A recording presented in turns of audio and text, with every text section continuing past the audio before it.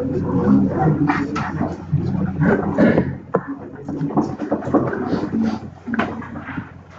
कल हमने HTML को पढ़ना स्टार्ट किया था।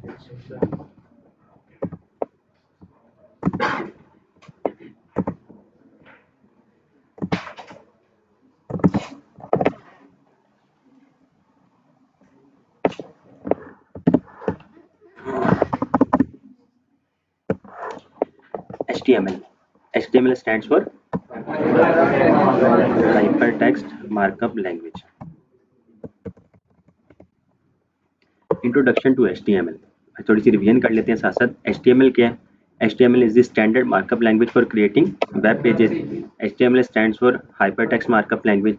HTML describes the structure of web pages using markup. HTML is not case sensitive. Case sensitive नहीं, इसका क्या मतलब? आप अपर केस लिखें, लोअर केस लिखें तो वो इफेक्ट नहीं करेगा और आपको कोड एग्जीक्यूट करके देगा। मार्कअप लैंग्वेज क्या आता है? जो ह्यूमन रीडेबल हो, ह्यूमन भी इसको इजीली पढ़ सकें और मशीन ने तो उसको समझ ही लेना है। फिर why learn HTML5? It is essential to learn HTML if you want to build website. You can't build one if you don't know HTML because it's one of the prerequisites in learning other languages used for web development. HTML5 has added support for many new features that will make it possible to do more with HTML without relying on non-standard proprietary technologies. कल हमने देखा था कि HTML5 में new चीज़ें क्या add हुई थी? ऑडियो, वीडियो और कैनवास। ये HTML का स्ट्रक्चर आपके वेब पेज का स्ट्रक्चर होता है। बॉडी के अंदर हेडर, मेन और फुटर। टैग्स एंड एलिमेंट्स क्या होते हैं? Tags are used to markup the start of an HTML element and they usually enclosed in angle bracket. HTML tags are element names surrounded by angle brackets. An example of a tag is H1. Left angle bracket H1 और right angle bracket, ये आपका कौन सा tag हुआ? Opening या फिर starting tag. और same as it is closing tag होता है, बस एलिमेंट नेम से पहले फॉरवर्ड स्लैश आ जाती है। Most tags must be opened H1 and closed H1 in order to function. For example, H1 आपका ये ओपन हुआ, कंटेंट आ गया और ये आपका क्लोज हो गया। ओपनिंग टैग से लेकर एंडिंग टैग तक आपका क्या कहलाता है? एलिमेंट कहलाता है। An HTML element is defined by a start tag, some content and an end tag. Tag name आपका कंटेंट, टैग नेम क्लोज हो गया और ये आपका एलिमेंट कहला गया।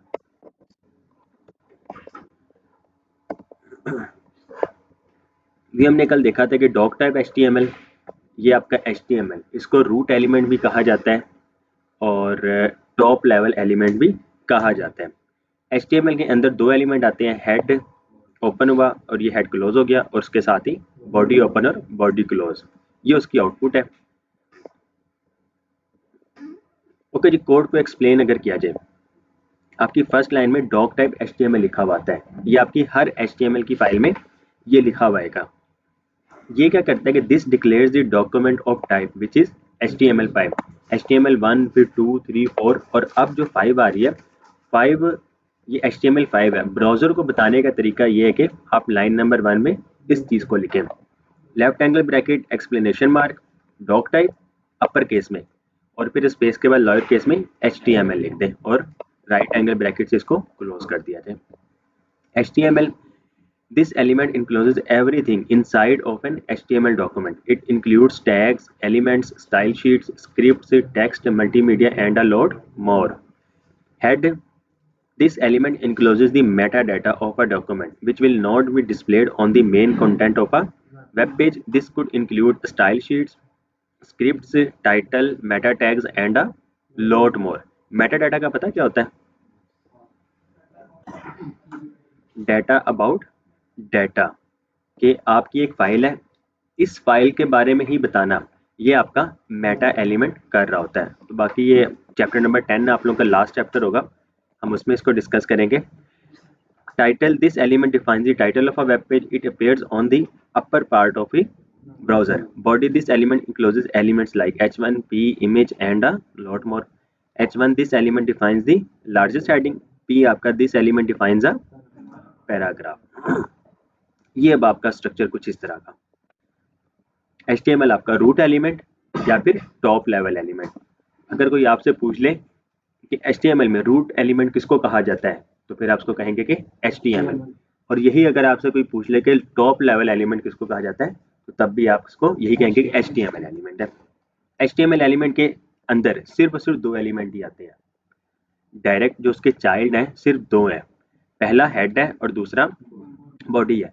ब्राउजर में जो चीज़ नज़र आनी है, जो हम दिखाते हैं, वो आप हमेशा बॉडी के अंदर ही लिखते हैं। आप इसको बॉडी के बाहर लिख दें, आप हेड भी ना यूज़ करें, बॉडी भी यूज़ ना करें, इवन के HTML भी यूज़ ना करें, तब भी वो ब्राउजर में नज़र आएगा। लेकिन मकसद नहीं है उसका पूरा होगा कि अगर आप लोग अपनी वेबसाइट को प्रॉपरली स्ट्रक्चराइज करना चाहते हैं तो वो काम कर जाएगा। फॉर एग्जाम्पल, आप लोग अपना घर बना रहे हैं, ईंटें इस्तेमाल ना करें, किसी ना किसी तरीके से दीवार तो खड़ी हो ही जाएगी, लेकिन जो जिस चीज़ का मकसद है, जिस चीज़ से वो चीज़ बननी थी, वो अगर पूरी नहीं हुई तो आपकी वेबसाइट या आपका घर जो वो कमज़ोर रहेगा। उसी तरह आपकी वेबसाइट भी कमज़ोर और वो प्रॉपर काम नहीं करेगी, प्रॉपर फंक्शनलाइज नहीं होगी। Nested HTML elements. HTML elements can be nested. This means HTML element can contain one or more HTML elements, कि एक एलिमेंट के अंदर मजीद एलिमेंट्स को हम यूज कर सकते हैं। For you to better understand it, look at the example code below. आपका P stands for paragraph. Paragraph के अंदर आई एलिमेंट आ गया और आई के अंदर आपने लिखा हुआ दिस टेक्स्ट इज इटैलिकाइज्ड। तो P stands for paragraph, I stands for italic. अगर आपने अपनी वेब पेज में फॉन्ट को इटैलिक करना है तो आप फिर आई एलिमेंट को यूज करेंगे। आई से इटैलिक हो गया, बी से बोल्ड हो गया, यू से अंडरलाइन हो गया। तो ये ह्यूमन रीडेबल भी है और मशीन रीडेबल भी है। तो जो ह्यूमन रीडेबल और मशीन रीडेबल भी हो उसको क्या कहा जाता है? Markup language. आउटपुट, ये इसकी आउटपुट बनेगी। Never skip the end tag.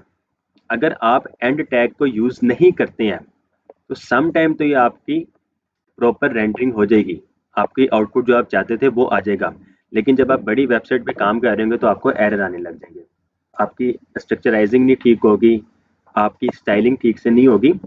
तो इसलिए कभी भी एंड टैग को स्किप नहीं करना हमने। Empty elements.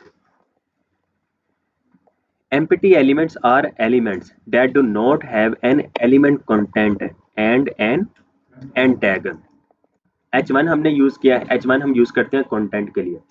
आपकी हेडिंग आ गई, H6 आपकी स्मॉलेस्ट हेडिंग होगी। पैराग्राफ यूज करना तो आपका उसमें P आ गया और कंटेंट आ रहा है। यही अगर हमने अपनी वेबसाइट में इमेज को यूज करना है तो इमेज में हम कंटेंट तो नहीं यूज करते हैं, ऐसे ही है। तो हमने सिर्फ इमेज को लगाया और कंटेंट हमने कुछ लिखा नहीं। तो इस तरह के जो एलिमेंट्स है वो सेल्फ क्लोजिंग टैग कहलाते हैं और एम्प्टी एलिमेंट्स कहलाते हैं, जिनके दरमियान कंटेंट ना आए। ऐसे एलिमेंट जिनके दरमियान आप कंटेंट नहीं लिख सकते हैं वो आपके एम्प्टी एलिमेंट्स कहलाते हैं और इनको ही सेल्फ क्लोजिंग टैग भी कहा जाता है। लाइक इमेज एलिमेंट और input element, HR element, BR element, link element, Meta element. अब इनमें डिफरेंस क्या है या इन एलिमेंट का मकसद क्या है, ये तो वक्त के साथ साथ आप लोग पढ़ेंगे, ये तो भी सिर्फ इंट्रोडक्शन है। तो ये जितने भी एलिमेंट्स हैं ये आप लोग इंशाल्लाह 2 हफ्ते में कवर कर जाएंगे। The best practice in HTML empty elements is to always put a forward slash sign before the greater than sign. चलिए नोटपैड पे आते हैं।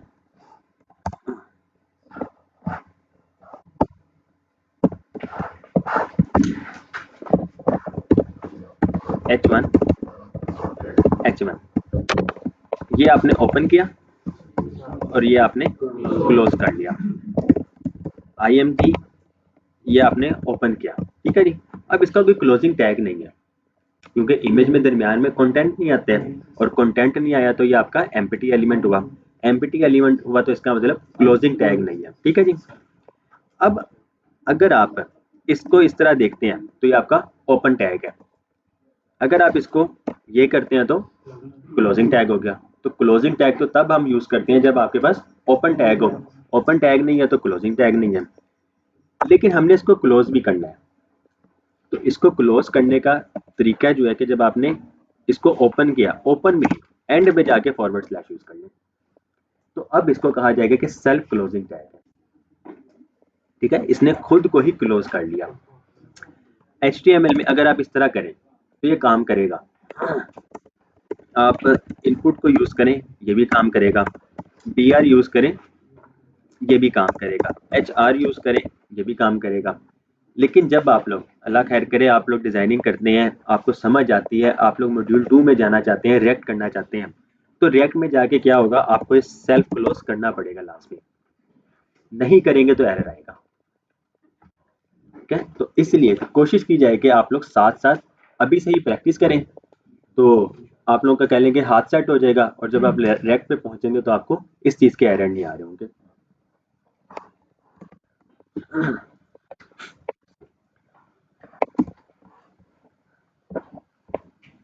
Okay, the best practice in HTML empty elements is to always put a forward slash sign before the greater than sign. In this way, they are closed at their start tags. These tags are also called self-closing tags. अब हम आते हैं अपनी HTML का first page create करते हैं। Creating first HTML page, where to write edit HTML। क्या आप लोगों ने HTML को लिखना है? HTML एक लैंग्वेज है, तो लैंग्वेज डेफिनेटली लिखना पड़ता है। तो इसको लिखना कहाँ पर है हमने? A simple text editor is all you need to learn HTML। एक सिंपल टेक्स्ट एडिटर जो है, अगर वो आप लोग सीख लेते हैं, उसमें आप लोग HTML को यूज कर सकते हैं।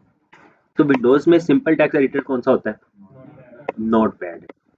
Web pages can be created and modified by using professional HTML editors. However, for learning HTML, let's start with a simple text editor like Notepad जो Windows में है, TextEdit जो macOS में है, और TextEditor जो Linux में है। Follow these steps below to create your first web page with Notepad, TextEdit or TextEditor. Open Notepad on Windows or TextEdit on macOS or TextEditor on Linux. Write some HTML, save the HTML page, और आप अपने HTML page को browser में देखें तो आपको वो चीज़ नजर आएगी। अच्छा, ये देखें, ये टॉपिक बहुत important. Name the file index.html and set the encoding to UTF-8 which is the preferred encoding for HTML files। हमने क्या करना है? अच्छा, बाय डिफॉल्ट ये UTF-8 ही होता रहता है, लेकिन फाइल का नेम जो है index.html। अगर आप लोग अपने वेब पेज पर, हर वेबसाइट का एक फोल्डर बन रहा होता है, आप लोगों ने एक प्रोजेक्ट क्रिएट किया, वो प्रोजेक्ट आपका बेसिकली एक फोल्डर होगा, उस फोल्डर के अंदर आपकी फाइल्स बनती जाएंगी वेबसाइट्स की। तो वेबसाइट की मेन फाइल जो है वो आपकी index.html नेम होगा उसका, और इंडेक्स भी आप लोगों ने लोअर केस में ही लिखना है, index.html। इस तरह आप लोगों ने ऐसा नहीं करना कि index.html इस तरह लिख दिया, या फिर index.html इस तरह लिख दिया। ये सारे ही एरर करेंगे, और आप जब वेबसाइट को डिप्लॉय करेंगे आज, तो आपको पेज नॉट फाउंड आ जाएगा। हालांकि आपकी वेबसाइट चल रही होगी, लेकिन सर्वर पे जब आप लोगों की वेबसाइट जाएगी तो आपको पेज नॉट फाउंड आने लग जाएगा। तो इसलिए आप लोग हमेशा index.html आपकी मेन फाइल, जब एक से ज्यादा फाइल जाने लग जाएंगे, जिस तरह ये तो आपका होम पेज हो गया, आपकी वेबसाइट में अबाउट का पेज होगा, कॉन्टैक्ट का पेज होगा, तो उस तरह फिर आप उसके नेम चेंज कर सकते होंगे, about.html रख दिया, contact.html रख दिया, लेकिन मेन फाइल जो है आपका होम पेज जो है वो आप लोग का index.html होगा। जी क्लियर है? ओके जी, चलें जी, पेज क्रिएट करते हैं आप।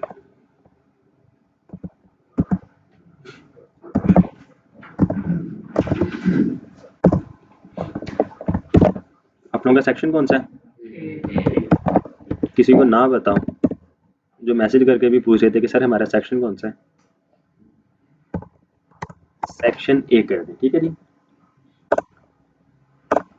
इसके अंदर अब आप लोगों ने क्या करना है, अपनी पहली वेबसाइट का फोल्डर क्रिएट करना है, प्रोजेक्ट क्रिएट करना है। तो फर्स्ट वेबसाइट आप लोगों की, अच्छा सबसे पहले न्यू फोल्डर क्रिएट करते हैं हम। राइट क्लिक करें, न्यू, और न्यू में फोल्डर आप इस तरह क्रिएट कर सकते हैं। इस फोल्डर का नेम आपकी वेबसाइट का नेम होगा, जो डोमेन होगी। इसमें आप स्पेस नहीं ऐड कर सकते हैं, ठीक है। आप अपनी वेबसाइट में स्पेस ऐड नहीं कर सकते हैं, डॉट भी ऐड ना करें। अगर यूज करना है, लेट्स सपोज आप लोग की वेबसाइट का नेम बताते हैं, फॉर एग्जांपल ये सीरा है, सीरा इंस्टीट्यूट। आप लोगों ने इस तरह लिख देना है, क्योंकि sirainstitute.com, ठीक है। तो जो डोमेन है, डोमेन का नेम आप लोगों ने लिखना है। इस तरह क्या होगा, आप लोगों की वेबसाइट का स्ट्रक्चर जो है, और जब काफ़ी सारी आपको प्रोजेक्ट फोल्डर आ जाएंगे आपके पास, तो आपको पता होगा कौन सी वेबसाइट का कोड किस फोल्डर पे मौजूद है। जी, क्या नाम रखें प्रोजेक्ट फोल्डर का? प्रोजेक्ट 1 कर दें। ओके जी, प्रोजेक्ट 1 ये आपकी वेबसाइट का नेम है कि project1.com या project1.org, project1.net, project1.pk। तो जो भी डोमेन है वो एक सेपरेट चीज है। डोमेन का नेम project1 एंटर करें। अब यहाँ पर अच्छा, ये तो हमने क्रिएट किया न्यू की मदद से यहाँ पे जाके, क्योंकि हम डेवलपर बनने जा रहे हैं और कोडिंग काम हमारा सारा कीबोर्ड की मदद से। तो न्यू फोल्डर क्रिएट करने की शॉर्टकट की जो है कंट्रोल शिफ्ट एन, ये तो याद हो गया होगा कैसे एमसीक्यूज आया था। तो कंट्रोल शिफ्ट एन प्रेस करके आप लोग न्यू फोल्डर क्रिएट कर सकते हैं। ओके जी, प्रोजेक्ट 1। अब राइट क्लिक करके न्यू, और इसमें आप लोग टेक्स्ट डॉक्यूमेंट, जी हमारी मेन फाइल का नेम क्या है, index.html। अच्छा, आप लोगों ने html को लाजमी लिखना है, ये एक्सटेंशन है html की। आप लोगों के सिस्टम में अक्सर क्या होगा, आप लोगों को एक्सटेंशन ही नजर आ रही होगी, ठीक है जी। इस तरह आप लोगों ने गलती क्या करनी है, न्यू फाइल को क्रिएट किया, टेक्स्ट डॉक्यूमेंट में गए, और आप लोगों ने लिख देना है index.html। आप लोग इस तरह लिखेंगे। इस तरह क्या होगा, ये अभी भी टेक्स्ट डॉक्यूमेंट है, क्योंकि इसकी एक्सटेंशन नहीं चेंज हुई है, इसकी एक्सटेंशन अभी भी .txt है। तो आप लोगों ने क्या करना है, यहाँ पर इस टूल बार में जाके व्यू में गए। अगर विंडोज 11 है, विंडोज 10 यूज कर रहे हैं, तो यहाँ पे ऊपर कहीं व्यू का टैब होगा, वहां पर जाएंगे तो आपको ये ऑप्शन नजर आ जाएगा। व्यू में जाके शो, और शो में जाके फाइल नेम एक्सटेंशन, विंडोज 10 में चेक बॉक्स बना हुआ होगा, आप लोग उसको चेक करेंगे तो वो ऑप्शन हाइड और शो हो जाएगा। तो अब देखें, ये अभी भी .txt है लास्ट पे, तो आप लोगों ने इसको रिमूव कर देना है इस तरह। अब ये आपकी index.html बनेगी, क्योंकि एक फोल्डर में सेम नाम के दोनों ही फाइल हो सकती, तो इसको index1 करते हैं, यस करें, तो ये देखिए .html हो गया। यानी इसको खत्म कर देते हैं, तो ये आपका index.html। राइट क्लिक करें, ओपन विद नोटपैड।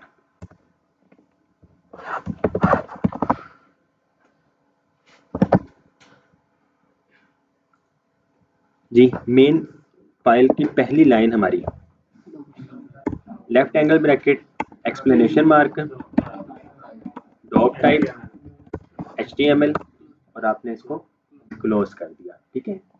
इस लाइन की मदद से क्या होगा, हम ब्राउजर को बता रहे होंगे कि ये HTML5 है। इसके फौरन बाद HTML को ओपन किया और HTML को साथ ही क्लोज कर दिया। इसके अंदर अब बॉडी से पहले हेड आएगा, हेड और बॉडी। हेड के अंदर आपका टाइटल, और टाइटल में अंदर आपकी वेबसाइट का टाइटल होगा। लेट्स सपोज हमारा प्रोजेक्ट 1 है, प्रोजेक्ट 1 हमने कर दिया, और प्रोजेक्ट 1 का ये आपका होम पेज है, तो आप इसको बेशक होम इस तरह लिख सकते हैं। अब हेड के बाद आपका हेड जहां पर क्लोज हो रहा है, उसके फौरन बाद है बॉडी ओपन, बॉडी क्लोज। इस बॉडी के अंदर आप लोगों ने H1 we are learning HTML5 save करें। अब आपने इस वेबसाइट को देखना है अपने ब्राउजर में, आप सिंपल इसको रन करें तो ये देखिए we are learning HTML file, और ये आप लोगों का वो होम प्रोजेक्ट जो हमने टाइटल में लिखा था वो यहाँ पे नजर आ रहा है। ये देखिए जी, होम प्रोजेक्ट 1।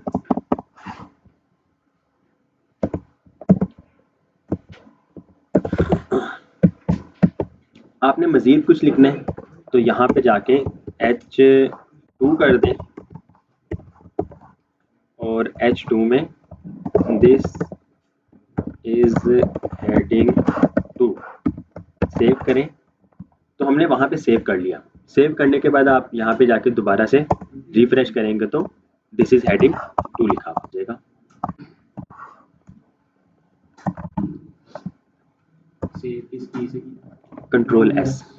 कंट्रोल एस से सेव होता है। मेरा ख्याल ये भी सवाल आया था MCQs में। अच्छा, करना चाहिए था, आया था मेरा ख्याल। दिस इज हेडिंग 3 सेव करें कंट्रोल एस से, पेज को रिफ्रेश करना है। अच्छा, हम डेस्कटॉप में जाके रिफ्रेश करते हैं तो क्या प्रेस करते हैं F5। तो इसी तरह ब्राउजर में भी अगर आपने करना है तो आप F5 प्रेस करें तो ये रिफ्रेश हो जाता है। एक तरीका है कि आप यहाँ पे जाके क्लिक करें तो रिफ्रेश हो जाता है। एक तरीका कंट्रोल R प्रेस करें तो ये रिफ्रेश हो जाता है, रीलोड हो जाता है।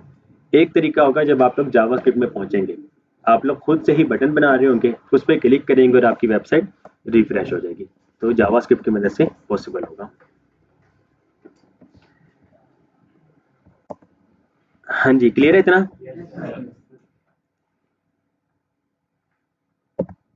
ये आप लोगों की HTML की फाइल एक सिंपल सी।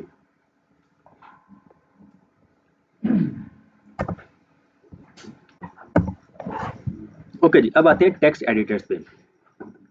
Text editors integrated development environment IDE कहा जाता है। IDE stands for integrated development environment. इसमें डेवलपमेंट इन्वायरमेंट जो वो ऑलरेडी इंटीग्रेटेड होता है। Editing HTML code can be done without any specific tools है कि अगर आप लोग नोटपैड पे अपनी वेबसाइट को बनाना चाहते हैं आप बना सकते हैं। In fact if you have a simple text editor you are good to go. कि अगर आप सिंपल टेक्स्ट एडिटर यूज कर रहे हैं तो आप उसमें बहुत बेहतर है। However just because you can do something doesn't mean it is the best way to do it, and that applies to web development as well. कि ऐसा नहीं कि अगर आप कोई काम कर सकते हैं और आप वही कोई पुरानी टेक्नोलॉजी यूज़ कर रहे हैं जिसमें काम भी काफ़ी लेंथी हो रहा है और आप अच्छे फीचर्स को यूज़ नहीं कर रहे हैं तो ये बेहतर तरीका नहीं होता है। If you use proper tools for your work not only will you make things easier for yourself but you will also step it up on the quality level. An integrated development environment is a software application that provides comprehensive facilities to computer programmers for software development. An IDE normally consists of at least a source code editor कि आप source code को edit कर सकते होंगे। Build automation tools हमारे मिल जाते हैं and debugger क्या करता है जब प्रोग्रामिंग लैंग्वेज में हम जाते हैं तो उसमें हम डीबग करते हैं कोड को कि एरर कहाँ पर आ रहा है, बग फाइंड करते हैं और आपका जो एक फंक्शन चल रहा है वो क्या उसका फ्लो बन रहा है, तो ये सारी चीज़ें आपकी उसमें आ जाती हैं। In the text editor creating HTML files is free, you don't need to download expensive applications to do so, कि हमें कोई पेड सॉफ्टवेयर परचेज करने की जरूरत नहीं पड़ेगी। Look at the list of below for some free apps you could use to create edit HTML files. Notepad आपका जो पहले से इंस्टॉल होता है, टेक्स्ट एडिटर ये सिंपल आपके मैक OS और लिनक्स में मिल जाते हैं। नोटपैड प्लस ये भी फ्री है। विजुअल स्टूडियो कोड ये माइक्रोसॉफ्ट का है और इस टाइम दुनिया का नंबर 1 एडिटर जा रहा है माइक्रोसॉफ्ट का, और हम भी यही यूज़ करेंगे। इसमें फीचर्स बहुत ज़्यादा हैं और हमारा काम बहुत आसान हो जाता है। उसके अलावा ब्रैकेट्स, सबलाइम टेक्स्ट, एटम और इंटेलिज आइडिया, तो ये आप लोगों के पास कुछ है तो इसको हम यूज़ कर सकते हैं, लेकिन हमने जो यूज़ करना है वो VS कोड करना है। HTML basic, all the HTML documents must start with the document type declaration doc type HTML. The HTML document itself begins with HTML and ends with HTML. The visible part of the HTML documents is between body and body. Code आपका ये है doc type HTML, HTML body में H1, this is a heading PO, this is a paragraph. What is doc type? The doc type declaration represents the document type and helps browsers to display web pages correctly. It must only appear once at the top of the page before any HTML tags. The doc type declaration is not case sensitive. The doc type declaration for the HTML5 is doc type HTML. Attributes. अब attributes हम बाद में आते हैं, पहले हम आ जाते हैं अपने IDE पे. VS कोड सर्च करेंगे तो आपके पास पहली ही वेबसाइट VS कोड की आ गई. अच्छा, ये कंप्यूटर प्रोग्राम है, ठीक है, एक सॉफ्टवेयर है. अब ये किस लैंग्वेज पे बना हुआ है ये देखिए. HTML जो आप लोग पढ़ रहे हैं, CSS जो आप लोग इसके बाद पढ़ेंगे, फिर जावास्क्रिप्ट है और टाइपस्क्रिप्ट है. इसके साथ साथ सिर्फ C# है जिसकी मदद से ये सॉफ्टवेयर बना गया. तो ये सारी लैंग्वेज C# के अलावा सारी चीज़ें आप लोग इसमें पढ़ सकेंगे अगर आप लोग डिजाइनिंग के बाद डेवलपमेंट की तरफ जाना चाहते हैं तो. ओके जी, इस पर क्लिक करें. डाउनलोड फॉर विंडोज, इस पर क्लिक करेंगे तो ये डाउनलोड होना स्टार्ट हो जाएगा. ठीक है जी, डाउनलोड, और ये डाउनलोडिंग स्टार्ट होगी. जब ये डाउनलोड हो जाएगा तो सिंपल जिस तरह आप किसी भी सॉफ्टवेयर को इंस्टॉल करते हैं या जिस तरह गेम को इंस्टॉल करते थे हम, तो उसी तरह हमने इसको भी इंस्टॉल करना है. जब ये इंस्टॉल हो जाएगा उसके बाद आपके पास ये आइकन कुछ इस तरह का, ये VS कोड. जब इंस्टॉल हो जाएगा उसके बाद राइट क्लिक करेंगे, शो मोर ऑप्शन. ये विंडोज 11 में आता है, विंडोज 10 तक ये ऑप्शन नहीं आता शो मोर ऑप्शन वाला. आपके बाय डिफॉल्ट इस तरह ही सारी चीजें आ रही होंगी. इस जगह पे जाके ओपन विद कोड आएगा. आपने कभी भी फाइल को राइट क्लिक करके इस तरह ओपन विद कोड नहीं करना, ठीक है. आपने हमेशा प्रोजेक्ट फोल्डर को ओपन विद कोड करना है. आप लोगों ने क्या किया, अपने प्रोजेक्ट पर आए, प्रोजेक्ट 1, राइट क्लिक किया, ब्लैंक्स जगह पे ओपन विद कोड, इस पर क्लिक करें तो ये पूरा प्रोजेक्ट फोल्डर जो है VS कोड में ओपन हो जाएगा. अच्छा, ये VS कोड में जो ओपन विद कोड का ऑप्शन है, बाय डिफॉल्ट जब आप इंस्टॉल कर रहे थे तो कुछ ऑप्शंस आते हैं, आप लोगों ने उसको चेक करना होता है. अगर आप वो चेक नहीं करेंगे तो ये ओपन विद कोड का ऑप्शन नहीं आएगा. तो इस पर एक वीडियो बनी हुई है कि आपने इसको इंस्टॉल कैसे करना है, तो वो देख के इंस्टॉल कर लीजिएगा. ओके जी, ओपन विद कोड index.html में आए तो ये देखिए आपकी वही फाइल जो आप लोग नोटपैड पे कर रहे थे. अच्छा, VS कोड में अब ये कोड पढ़ना कुछ आसान हो गया. यही आप इसमें देखें, इस तरह सेम कलर, कुछ फर्क नहीं नजर आ रहा है कि एलिमेंट कौन सा है और कंटेंट कौन सा है. और इसमें देखें आपको फील हो रहा है, पता लग रहा है कि एलिमेंट कौन सा है और आपका कंटेंट कौन सा है. और अभी तो फिलहाल ये सिर्फ सेम लाइन पे ही step by step new lines में डाटा आता जा रहा है. अगर आप लोग इसके डॉक्यूमेंट को फॉर्मेट कर दें, इसकी तरतीब ठीक कर दें, राइट क्लिक करके फॉर्मेट डॉक्यूमेंट, Shift+Alt+F इसकी शॉर्टकट की है, इसको जैसे ही आप प्रेस करते हैं तो ये इसकी डॉक्यूमेंट फॉर्मेट होगी. तो अब पढ़ने में बहुत आसानी होगी. आपको पता लग रहा है HTML के फौरन बाद हेड है, हेड के अंदर टाइटल है, और बॉडी के अंदर आपके पास ये 3 हेडिंग्स आ रही है, H1 और 2 H2 आ रहे हैं. अब इसके साथ साथ पहले हम क्या कर रहे थे, ओपन कर रहे हैं, खुद से लिख रहे हैं, कंटेंट लिखा, कंटेंट तो लिखना डेफिनेटली, फिर क्लोज भी खुद से किया. इसमें क्या होगा, H1 लिखें, सिर्फ H1 एंटर करें तो H1 पूरा आ गया. आपने कोई भी एलिमेंट यूज करना है, P करें तो आपके पास P आ जाएगा. लेकिन ये पता होना चाहिए कि ओपन किस तरह होता है और क्लोज किस तरह होता है. H1. अच्छा जी, इसमें एक और चीज थी, P.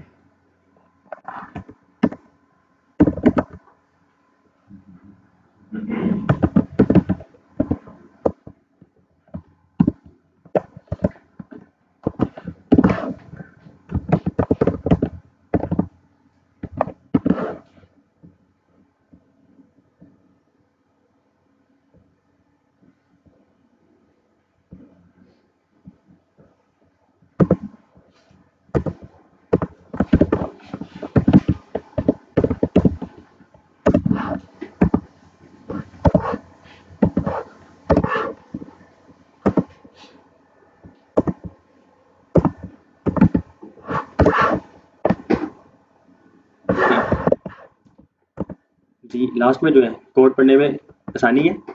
आप फ़ोन यूज़ कर रहे हैं,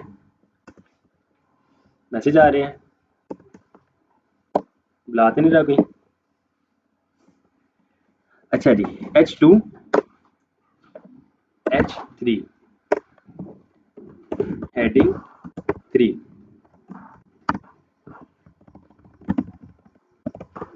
H4 heading 4, H5 heading 5, H6 heading 6 होगी आपकी। H2 भी कर लें हेडिंग 2 और H1 आपका हेडिंग 1। सेव करें तो ब्राउज़र में जाएं, रिफ्रेश करें तो ये आपके पास हेडिंग 1 2 3 4 5 और 6 तक आ गया। आप एक लाइन भी चेंज करें, इवन के एक टेक्स्ट भी चेंज करें, आपको दोबारा रिफ्रेश करना पड़ता है। तो इस चीज़ से भी बचने के लिए VS कोड में एक एक्सटेंशन है लाइव सर्वर, इसके डेवलपर का नाम रिट्विक डेव। आप लोग इसको इंस्टॉल कर लेंगे। इसको इंस्टॉल करने के बाद यहाँ पे जाके राइट क्लिक करें तो आपके पास ये ऑप्शन आ रहा है ओपन विद लाइव सर्वर। ठीक है, एक ये चीज़ और इसकी शॉर्टकट की भी है Alt+L Alt+O। अदरवाइज यहाँ पे एक ऑप्शन आ रहा है गो लाइव का, इस पर आप जैसे क्लिक करते हैं स्टार्टिंग हुआ और आपकी वेबसाइट दोबारा से चलने लगी। अब ये लाइव सर्वर पे चल रही है। आप लोगों ने क्या करना है,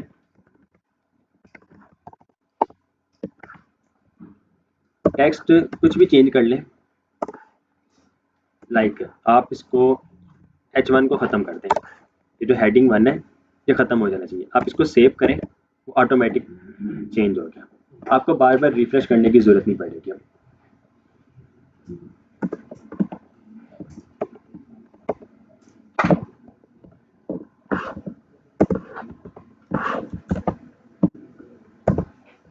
हाँ जी, क्लियर है इतना? अच्छा, अंडू किससे होता है? ये किस किसका ठीक था?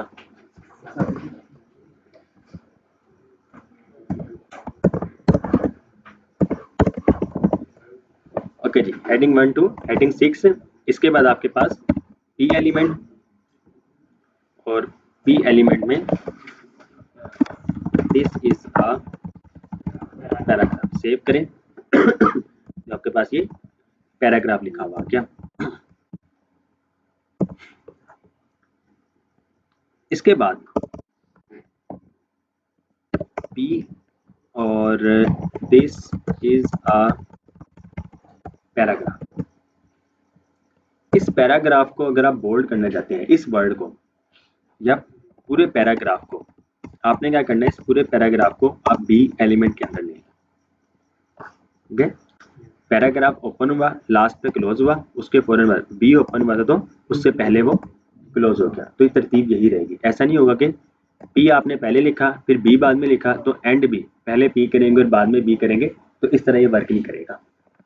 जो पहले ओपन हो रहा है वो लास्ट पे क्लोज होगा।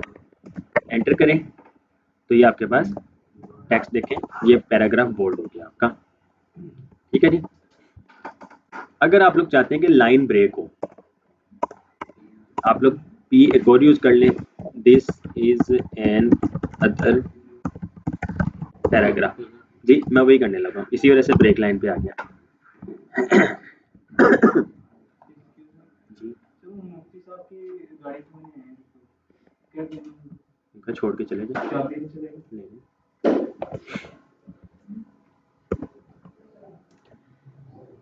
ओके जी, this is an another paragraph. आप लोग सेव करें इसको और अच्छा जी,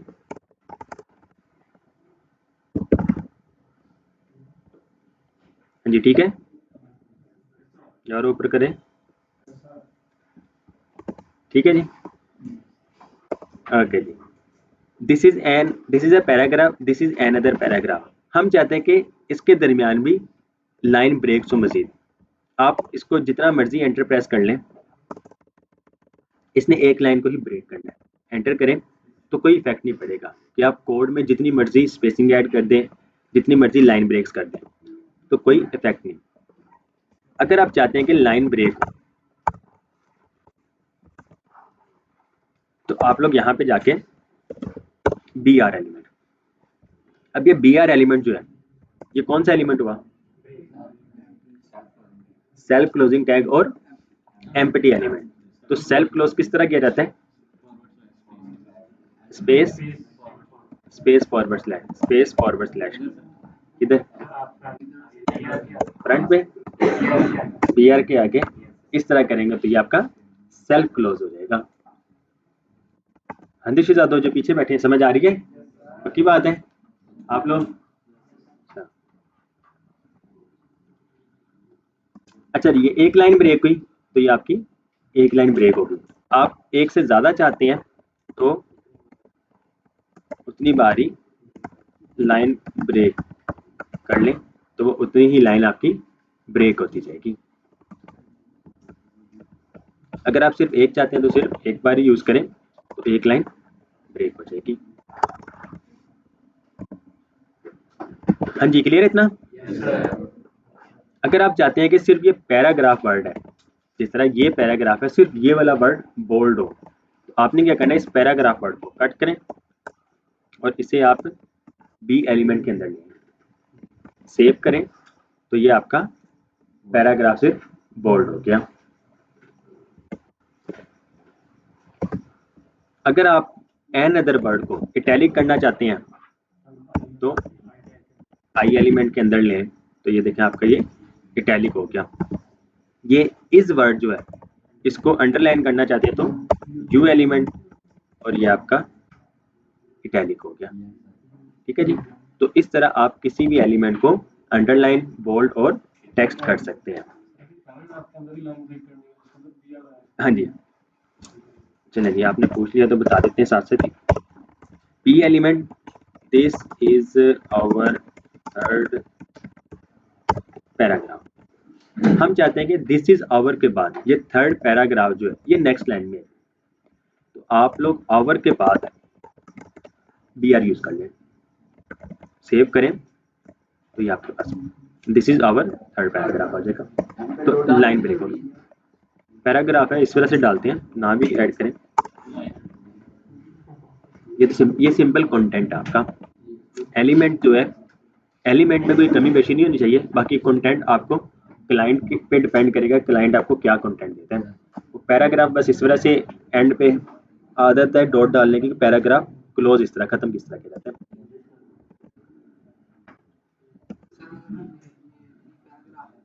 पैराग्राफ के बीच में ये पैराग्राफ के सामने लिखा है ब्रैकेट ओपन और ब्रैकेट क्लोज, वैसे हमने अगर प्रिंट करवाना हो तो फिर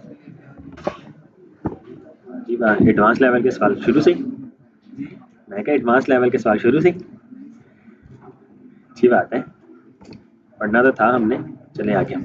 अच्छा जी अब भाई का सवाल है कि अब जिस तरह ये पी है, हम चाहते हैं कि ये पी जो है same as it is print हो हमारी वेबसाइट में, ठीक है, या बी एलिमेंट है या बी आर एलिमेंट है, तो ये प्रिंट कैसे होगा?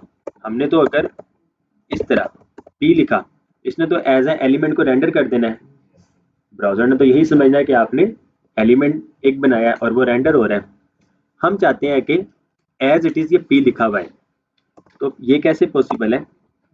इस पी के अंदर ही, ठीक है, इस पी के अंदर ही पैराग्राफ अगर आप लोग लिखना चाह रहे हैं, एंड अच्छा ये साइन जो है मैथमेटिकली इसको क्या कहा जाता है? लेस देन, ठीक है, एंड एल टी और semicolon, L T stands for less than. आप लोग एंड एल टी लिखेंगे तो ये आपका लेस देन साइन, इसके दरमियान पी लिखें अब पैराग्राफ के लिए, अब दोबारा एंड जी टी और सेमीकोलन, तो ये आपका ग्रेटर देन हो जाएगा, less than p greater than. तो इस तरह क्या होगा, ये आपका p element as it is लिखा हुआ आएगा। ये देखें, अब ये जो है एक्चुअल में तो कोड है, हमारी लैंग्वेज का ये कोड है एक, तो आपके पास एक और एलिमेंट आ जाता है, कोड एलिमेंट है। आपने इसको सिंपल लिखा और इस चीज को आप कोड एलिमेंट के अंदर लिख दें, सेव करें, तो अब आपको इसका डिफरेंस नजर आएगा। जी पता लग रहा है? अब ये पी एक्चुअल में भी कोड ही लग रहा है, जिस तरह बीएस कोड में भी इसके फॉन्ट फैमिली चेंज होगी। तो इस तरह जब आप लोग अपनी वेबसाइट में कोड वगैरह बताना चाहते हैं कि पी एलिमेंट क्या करता है, जैसे बार पी लिखेंगे तो पता लगेगा यूजर को भी, तो वह फिर आप कोड एलिमेंट में लिख रहे होंगे।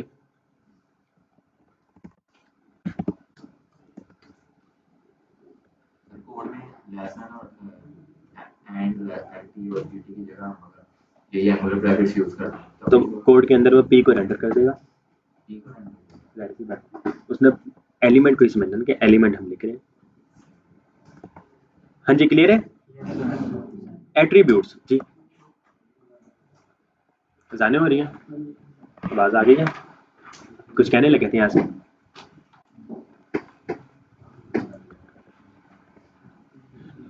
ठीक है जी, फिर बाकी इंशाल्लाह नमाज के बाद हम करते हैं।